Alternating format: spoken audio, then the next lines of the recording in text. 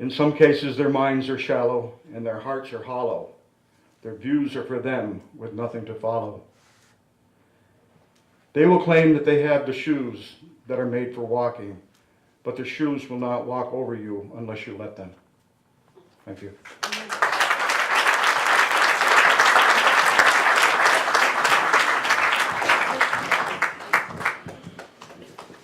Okay, anybody show of hands. I would like to just address this. You know, I think a lot of the citizens here haven't given up the hope that maybe Mr. Davis will see the passion here in the city. Maybe he'll see the other options if presented to him, and maybe come and decide to. He's got enough money. He could easily turn that into the Clarence Birdseye Marine Institute for Innovation. I mean, as Helen so eloquently stressed, if we work together, you know, who knows what we can accomplish, but we certainly need to work together. So haven't given up hope on that yet before we do. So anybody else would like to speak, please raise your hand. Yes?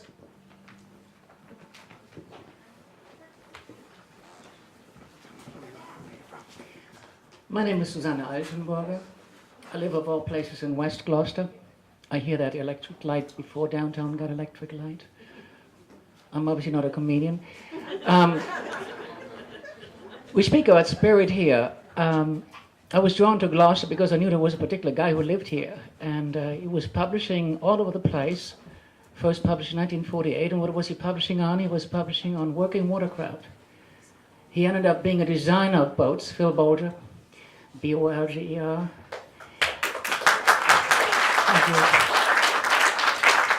And we seem to have resonated just well enough with each other. We could bridge the vast philosophical chasm between me, the flaming social democrat, and him, the party membership-carrying libertarian, number 5'8". It was a non-partisan venture, every which way come Friday. We lived together, worked together, were married, designed together. He had grown up here in Gloucester, born at Addison Gilbert, lived most of his life at 250 Washington Street until he moved on a boat in a dark winter night in December of 1986. And he survived the first winter, and he lived on a boat year-round for 13 years. We shared that life in his latter years because I was drawn to Gloucester, I was drawn to folks like him. He was doing meaningful work. He'd done fishing boats, he'd done pleasure boats, he'd done government work, he'd done stuff for poor people, stuff pro bono, he'd done endless correspondence with prison folks. Whatever it was, he was no saint. He had distinct flaws. But he did pretty much a good thing. And when we speak of the spirit of it, you would have not noticed him much in a meeting like this because he didn't speak much. What his voice was most vocal at was his work. And he was unorthodox. He would challenge you, he would do beautiful things, and he would do stunningly ugly things, but it did work. That was the point. And that legacy of his continues not just in his books with McGraw-Hill, a global publishing house, but also with the fact that when he was 74 years of age, the Navy reached out and said, Mr. Bolger, would you be willing to think for us? At 74. And he made sure that they understood that we were both thinking for them. And so once he had died, the relationship with the Navy happened to be continuing, and as you may have heard, and you should be hearing something from Mr. Ray Lamont shortly in the Daily Times, there'll be an update on the boat project. Where I'm going with all of this is I had a chance to bring a contract to Gloucester, collaboration between the federal government, the Navy, the state government, Division of Marine Fisheries, and the city of Gloucester under Mayor Kirk. Due to a family connection to the U.S. Navy on her husband's side, she had no contact anxieties dealing with those folks, the most powerful boat owners in the world, it seems. And so it's a very small project, but it's a sign of what could be done here. During the project, it was hosted down at the Maritime Heritage Center. We insisted on open door policy. We had 1,100 folks in the shop. Rosalind Frontier, she's over there. She was my other left-right hand. Without her, we wouldn't have put this thing together at all. There she is. It turns out it was us two middle-aged broads combined 100 years old who put this boat project together. And it looks pretty good. It's not quite done yet because of a whole bunch of things that went bump in the night. And anytime we do something for the first time, things take a while. Boat building matters because a port that doesn't cater to its own needs, doesn't create jobs associated with catering to its own needs, is going to forever hemorrhage money it outsources jobs before it even reached out to get them.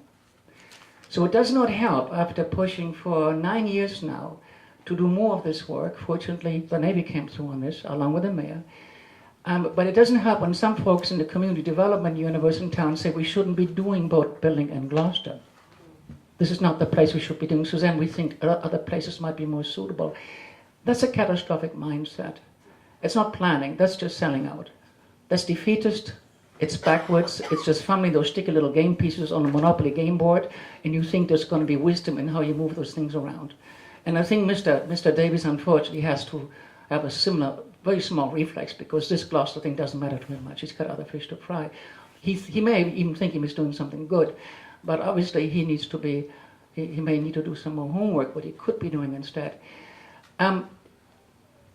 The plan is in quotation marks. You can argue this also as a waste come Friday. What we need to certainly keep an eye on what will be happening, not just on the fort, not just at the Birdside factory. By the way, when you go to the beach site, you see CNT building. It says cast into the concrete face on the harbor. Take a photo of it before it gets knocked over.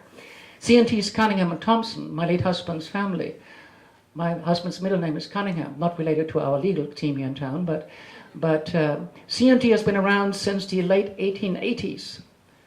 So my husband's family's roots go way back, and they happen to be running a fleet of fishing schooners out of that building.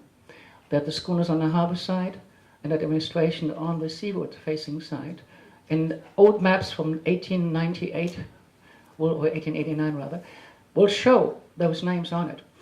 There was marine industrial activity going on. People rolled with the punches. Change is inherent. We don't need anybody to tell us what change means, but cancers also change. Change of the wrong cell structure, of a most unwelcome growth that you don't want.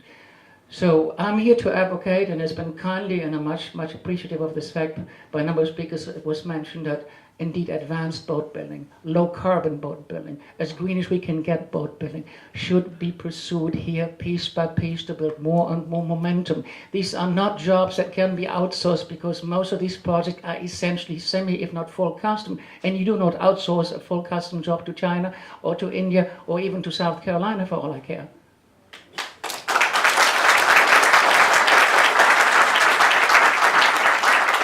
In the Northeast is thousands of commercial fishing vessels. Some will be fine this summer, some will be fine next summer, but many of them will not be happy at $5 a gallon, and some of them will fold up earlier rather than later. Gloucester can take a significant chunk of the business of replacing that working fleet, fishing, research, pleasure boat. North America is the largest single nation pleasure boat market in the world, and is utterly unprepared production-wise for anything related to green or high energy costs. Gloucester could be not cornering the market. This market is too big to corner, but it could take its slice out of this vast universe of jobs creation, of tax base creation, of bringing Gloucester on the map beyond scandals. And this Davis business is not going to go well for Mr. Davis PR-wise, so it's going to be another funny thing about Gloucester.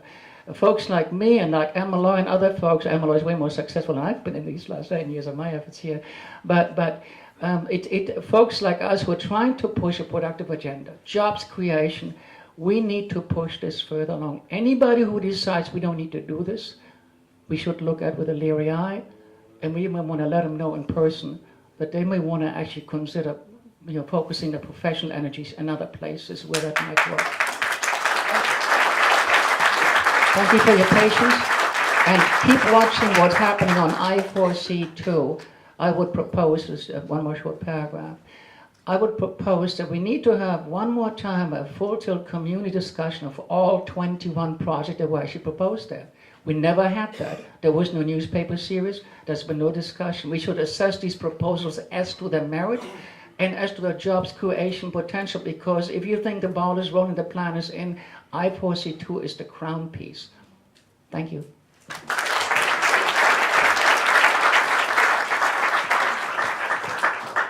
All right, thank you very much. We got one or two more speakers I think we have time for, and Denise, you want to take a turn? And then we're going to have just time for a couple, come on up, Denise. We just have time for a couple more speakers, and then we ask you on the way out, if you're interested in signing the petition, getting more information, to contact your counselors. We hope that you'll come to the rezoning meetings and support the protection of the working waterfront. So here's Denise, thank you. Thanks, Jim. Wow, I can't see with or without my glasses. I need them to read. Thank you. Can you hear me now? I don't know what else to say, except everybody seems to be saying it already. I'm going to read what I have to say. Here we go. Thank you all for being here. My name is Denise Olympia Scola Palazzola Foley. That about covers it all. I am a native of this breathtaking city. Those of you who know me know how inspired I am by the light of Gloucester, both in the hearts and the arts of the people who live here. Be they natives or citizens who fell in love with this beautiful port and decided to wash ashore. Many of you share the same passion. I am an artist and, believe it or not, an introvert. I am not a big fan of public forums, and I tend to hold back on speaking out about anything. But something hit me last week. It was Reverend Rona Tyndall's letter to the Daily Times titled, "The Fort and a Broken Hallelujah." That hit me like a V8 commercial slap in the head. That's the moment I started to open my eyes. Curious, I spoke with Anne Malloy and her concerns about rezoning. What she was saying made sense to me, so I started to look around. What did I find? I found that I had been asleep. I had been in my own world too long. I almost missed this, and boy am I glad I opened my eyes before it's too late, and all of our waterfront is sold to private interests who want to change the map of our city forever. I'm standing up for something I believe in publicly in Gloucester, for the very first time. As citizens of Gloucester, we share the same passion, a passion as deep as the ocean we eat, breathe, and sleep on a daily basis. I'm guilty of barely keeping up with what's going on in the city. I had heard about the Hold the Fort Mac Bell dispute, but I didn't know enough and didn't get involved. I am thankful for the people of the fort who have brought this to my attention. Their neighborhood, down the fort, is a historic little gem in itself. It needs a bit of polishing and buffing, and many would not disagree. If we didn't have the rich history of the fort and its fishing industry, we wouldn't have some of the very traditions we continue to pass on to each new generation. Traditions such as St. Peter's Fiesta, including the world-famous greasy pole competition, sailboat races, blessing of the fleet, parade, and the walk around St. Peter's Square. The very traditions that were handed down from our parents and grandparents, the same traditions that we will pass on to our children and their children, whether or not they live in the fort or anywhere else in Gloucester. This is not a fort problem. This is not a keep tourists out issue. In fact, my boyfriend's from New Mexico. I'm so glad he's here. Let's see. I also want to point out that this is not a we never want to change anything anywhere in Gloucester issue. This is an issue of preserving our heritage and the authenticity of our collective Beauport home, Gloucester, Massachusetts. We should have some real citywide discussions before we change the rezoning rules in the name of promises of big money. The Fort families are the keepers of our rich history. They are the ones who first realized this was going on and tried to get us to listen to what they had to say. Well, we are listening now. The video, Gloucester Harbor Ensuring the Future, says a lot. I know I managed to think of a few things I'd like to see developed on the Birdseye site just by watching that. As I see it, Mr. Davis purchased the Birdseye property and he should be able to use it. I hope he uses it well and prospers. We all want to beautify the Fort neighborhood. Yes, including the residents there. I have spoken with them. What we should do, in my opinion, is politely say to Mr. Davis that while we are excited to see him create something beautiful and useful in the Birdseye site, we need him to think of something that the zoning will allow. The zoning laws were created back in the day to protect our city from this very situation. The law allows us, as citizens of Gloucester, to have a voice in the outcome of the rezoning issue.